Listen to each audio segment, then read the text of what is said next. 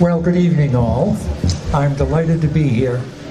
I too want to add my thanks and congratulations to Matt Stone and Aaron Roeder for their incredible series and for the award that they've been given. It's something of which you should all be very, very proud.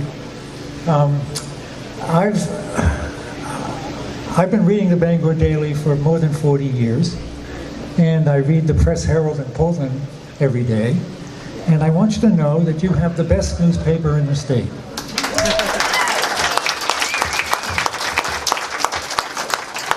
It's something of which you should be very, very proud, and whatever the troubles it's going through, it really is something to take great pride in, to see to it that it is here for a long, long time to come. This is the third time I've addressed the chamber. Both were back in the 1970s, a long time ago. And both times it nearly cost me my job. It's true. So I'm hoping for a better result here tonight. The first time, some of you may be old enough to remember the Indian land claims case. The Indian tribes of the state were making claim to about 1/3 of the state and virtually shutting down banking in this part of the state as a result. And I came up here to speak about the recent occupation by the Passamaquoddies of the Forest Service station down in Forest City. I had been involved in the negotiation with them, and people were curious about how that went. And so I told them about that, and it had ended up happily. And they asked me what I thought of the Indian land claims case. And I suggested that perhaps there ought to be a settlement. And I was asked how much by a Bangor Daily reporter, and I said, well, it seems to me after some thought that it probably ought to be about $40 million. I think that might resolve the issue. Well, the Bangor Daily picked that up, published it the next morning, and the next morning at 5:15, my phone rang in my home, and it was the governor, and the governor said, did you say what's in the Bangor Daily News this morning? And I said, yes, Governor, I did. And he said, well, don't ever do that again or you're going to lose your job. It turned out that there was a settlement that was worth $80 million, as you remember, and that pretty much cleared the air on the issue. The second time, I spoke about the need for a new spruce budworm policy. Those of you who are old enough to remember that we used to spray several million acres a year, largely at federal expense in order to protect the forest for the paper industry. And the chemicals were causing a lot of havoc, both entomologically and politically. And so I came up here to announce a new budworm policy that would ask of the paper companies that they submit viable 10-year forest management plans to be able to recoup whatever losses that they would be suffering as a result of the infestation, and that we're going to transfer over time to biological insecticides, which did not present the same problem as chemicals. Well, the result of that was that I was damn near assassinated by the legislature when I came up for reappointment about 18 months later, and just made it through the hearing by a single vote by the vote of then Bangor Senator Howard Trotsky, whom some of you may remember. I want to start my remarks, which will take maybe 10 minutes or so. I want to tell you about some research I've been working on for the past year. Todd and Erin asked me if I'd come up here and tell you what I might have learned that would be of interest to people in the Bangor business community as a result. But I want to start with an editorial from the Bangor Daily 2 years ago last month. This has stuck with me ever since I saw it, and I've done a lot of research into its veracity because I hadn't heard this idea before this time. It's very brief. This is an excerpt from that editorial. September 4th, 2015, in your own newspaper.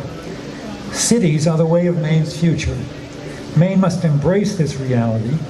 Maine's rural character might distinguish us from other states, but its urban areas will more than likely drive our future growth. These urban areas need strong advocates who can make the case for policies that will help them along. I thoroughly agree with that statement after the research I've done over the past couple of years.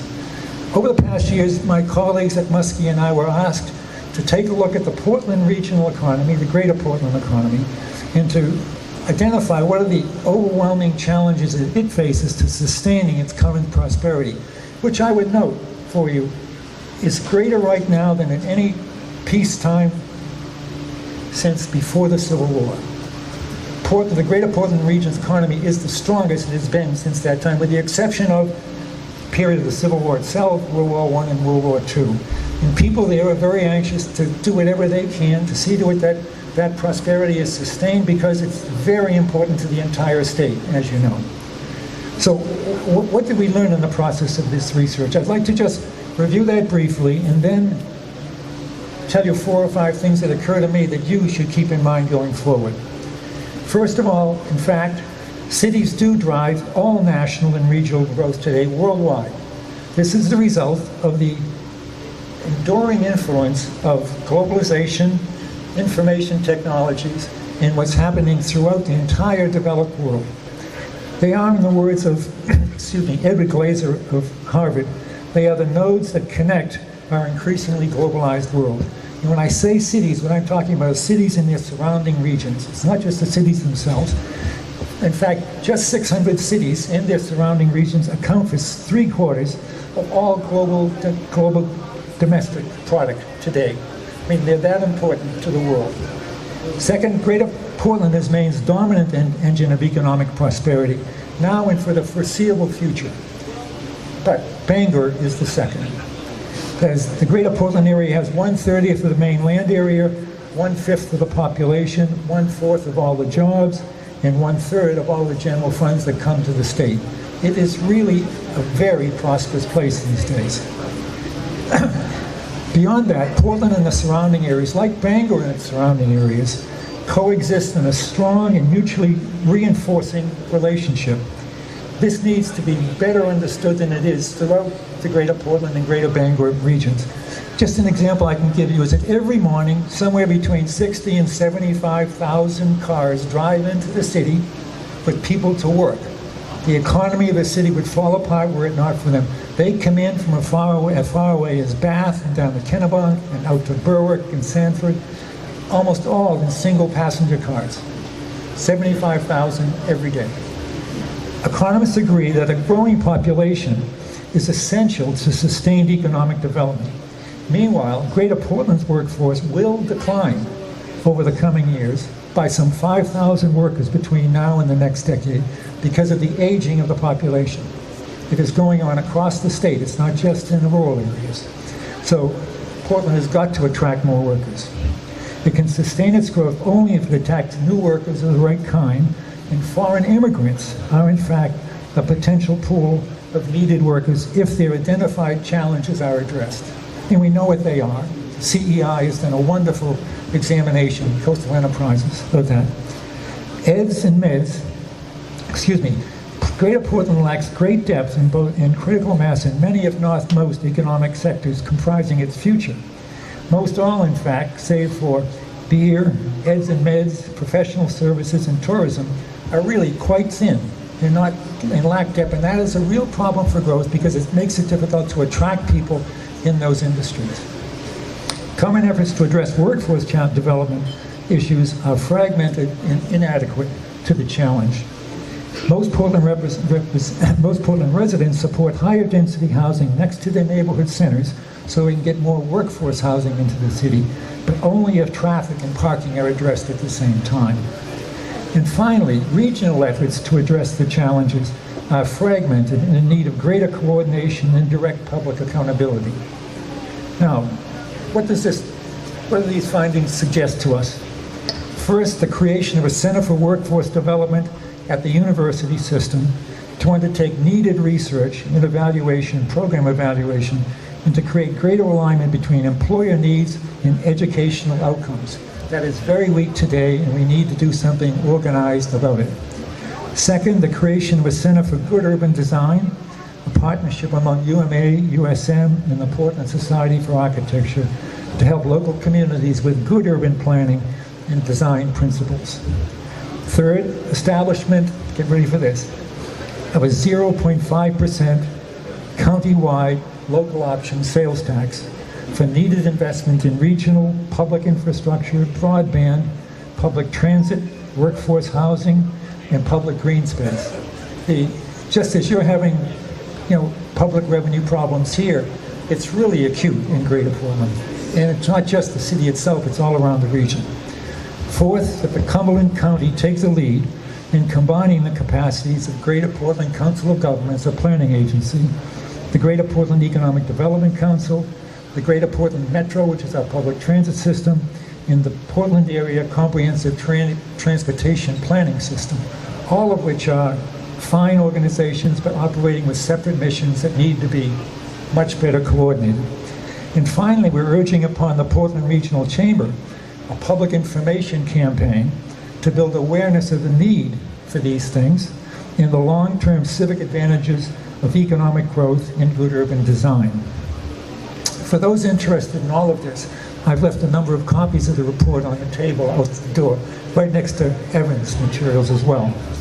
So what have we learned of interest to you in the Greater Bangor area? First and foremost, that cities and their surrounding regions are the drivers of prosperity all across the developed world. I mean, it is incontrovertible today. And what tends to help what does help successful regions to grow on a sustainable basis? Our research indicates the following. First, depth in selected economic sectors, as for example, forest products, biomedical research, tourism. A nearby military base helps everywhere across the developed world. A major airport, strong educational and medical institutions, that is called the EDS and MEDS, a growing population, and careful attention to public infrastructure, public transportation, and civic amenities such as the waterfront, trails, parks, and green spaces, all of which are attractants to the kinds of workers you're looking for. As Greater Portland today is the economic driver of all southern Maine, so Greater Bangor is the dominant economic driver in the north, and will be increasingly so. It has air, land, and sea transportation connections, well-established distribution facilities, great depth in its EDS and MEDS, I need not tell you about that, and in its R&D capacity, both at the university and the Jackson Labs, as a gateway to both coastal and inland tourism, and as Eastern Canada nearby, plus a great, truly great national river at its doorstep, with all of its amenities and resources. Quite extraordinary, really. You cannot neglect that, except at your own risk. Finally, let me close with this quote from a longtime friend and colleague, Charlie Colvin. I love this. This is from a book that he and I put together 10 years ago. The whole notion of an urban Maine is very unsettling to Maine people, in part because it so conflicts with the mental images we all carry around about what it means to be in Maine and not in Massachusetts or some other similar place. We are a state where the vast majority of us now work in cities, live in cities or the suburbs, and everyone thinks they're in the middle of the country. It is also unsettling because of a paradox. To retain Maine's special character as a place that feels closely connected with nature, Maine people will have to pay much, much more attention to the built environment. Put another way, to keep what is special about Maine in its natural environment, Maine must decide how best to become more urban. Thank you very much.